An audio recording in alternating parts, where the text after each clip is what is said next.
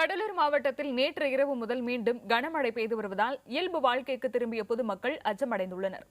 இதுகுறித்த விரிவான தகவல்களை நமது செய்தியாளர் ஸ்ரீதரிடம் கேட்கலாம். ஸ்ரீதர், கடலூர் மாவட்டத்தில் தற்போதைய மழை நிலவரம் என்ன? சரண்யா, கடலூர் மாவட்டத்தில் கடந்த 9ஆம் தேதி பெய்த மழையின் காரணமாக கடலூர் மாவட்டமே வெள்ளக்காடாக மாறியது. இதில் 1 லட்சத்திற்கும் அதிகமானோர் பாதிக்கப்பட்டார்கள். அவர்களுக்கு உடனடியாக பல்வேறு இடங்களில் தங்க வைக்கப்பட்டு உணவுகள் அளிக்கப்பட்டது. கிட்டத்தட்ட 53 பேர் உயிரிழந்தார்கள் வெள்ளத்தால்.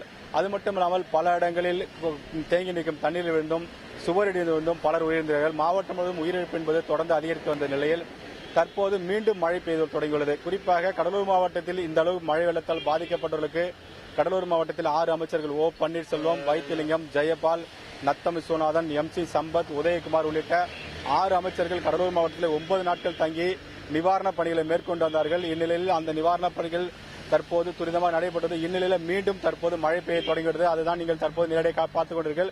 நான் தற்போது கடலூர் மாவட்ட ஆட்சியர் முகாம் அலுவலகத்தில் நின்று கொண்டிருக்கிறேன். இந்த மாவட்ட ஆட்சியர் முகாம் அலுவலகத்திலே கடுமையான மழை பெய்தது. இதேபோல்தான் மாவட்டம் முழுவதும் பரவலாக மழை பெய்ய தொடங்கியுள்ளது.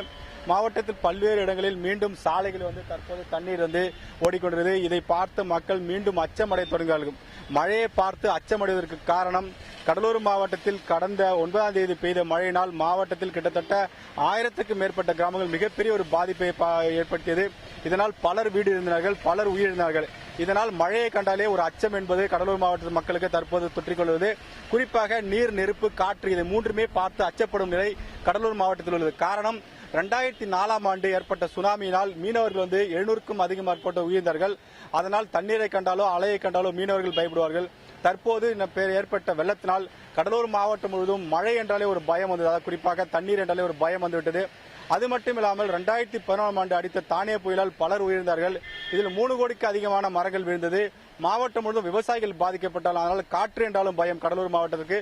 இது மட்டும் இல்லாமல் கடலூர் மாவட்டத்தில் சிப்காட் உள்ளது. இந்த சிப்காட்டில் ஏற்படும் அடிக்கடி தீயினால் பலர் உயிர்ந்திருக்கிறார்கள். இதனால் நீர், நெருப்பு, காற்று இந்த மூன்றையும் பார்த்தால் கடலூர் மாவட்டம் மக்கள் அச்சப்படும் ஒரு நிலைக்கு தள்ளப்பட்டுள்ளார்கள். கிட்டத்தட்ட மனரீதியாக பாதிக்கப்பட்டுள்ள கடலூர் மாவட்டத்தில் உள்ள பொதுமக்கள் அனைவருமே நீர், நெருப்பு, காற்று இதை பார்த்தால் அச்சப்படும் நிலைதான் தற்போது தள்ளப்பட்டார்கள்.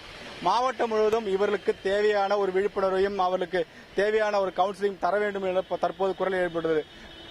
கடலூர் மாவட்டத்தை பொறுத்தவரைக்கும் உயிரிழந்தவர்கள் குடும்பங்கள் மழை என்றாலே பயப்படும் நிலைக்கு தற்போது தள்ளப்பட்டுள்ளார்கள். கடந்த 2 நாட்களாக விட்டிருந்த மழை நேற்று இரவு முதல் தொடர்ந்து பெய்ய தொடங்கியது. மாவட்டம் முழுவதும் 671 கிராமங்கள் விவசாய நிலங்கள் பாதிக்கப்பட்டது. குறிப்பாக நெல், சோளம், கரும்பு உள்ளிட்ட பல்வேறு பயிர்கள் பாதிக்கப்பட்டது. அந்த கணக்கெடுக்கும் பணி தற்போது நடைபெறுவது. அது மட்டுமில்லாமல் பாதிக்கப்பட்டவர்கள் நிவாரணம் தற்போது கொடுக்கப்பட்டது.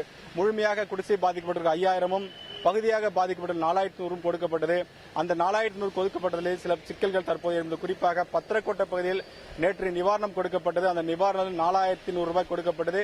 இந்த 4100 ரூபாயை ஒரு 100 ரூபாய் நோட்டும் 4 1000 ரூபாய் நோட்டும் கொடுக்கப்பட்டது. இந்த 1000 ரூபாய் நோட்டு பெரும்பாலும் எதுவுமே செல்லாதவையாக கொடுக்கப்பட்டது. அருகில் இருக்கிற வங்கியில் எடுத்துக்கொண்டு சென்று கொடுத்தாலும் அதை செல்லாத நோட்டு என்று அறிவித்தனால் அந்த பகுதி மக்கள் இது செல்லாத நோட்டு எதற்காக கொடுக்கல, அரசு உடனடியாக இதில் கவனம் செலுத்தும் என்று ஒரு வேண்டுகோளை வைத்திருக்கிறார்கள். அது மட்டும் இல்லாமல் மாவட்டத்தில் பல்வேறு இடங்களில் சாலை மறியல் நடைபெற்றது. தொடர்ந்து நேற்று 10 இடங்களில் சாலை மறியல் நடந்தது. நேற்று முன்தினம் 12 இடங்களில் சாலை மறியல் நடைபெற்றது. இப்படி நாளுக்கு நாள் சாலை மறியல் அதிகரித்துக் கொண்டிருக்கிறது. நிவாரணம் சரியாக வழங்கப்படுவதில்லை. இதை சரி செய்ய அரசு நடவடிக்கை எடுக்கும் ஒரு வேண்டுகோளை வைத்து சாலை மறியல் ஈடுபட்டுள்ளார்கள். இன்று காலை காட்டுக்கூடல் அப்படின்ற இடத்துல 2000க்கும் மேற்பட்டோர் தற்போது சாலை மறியல் ஈடுபட்டார்கள். காலை 8 மணியில் தொடர்ந்து சாலை மறியல் நடைபெறுகிறது.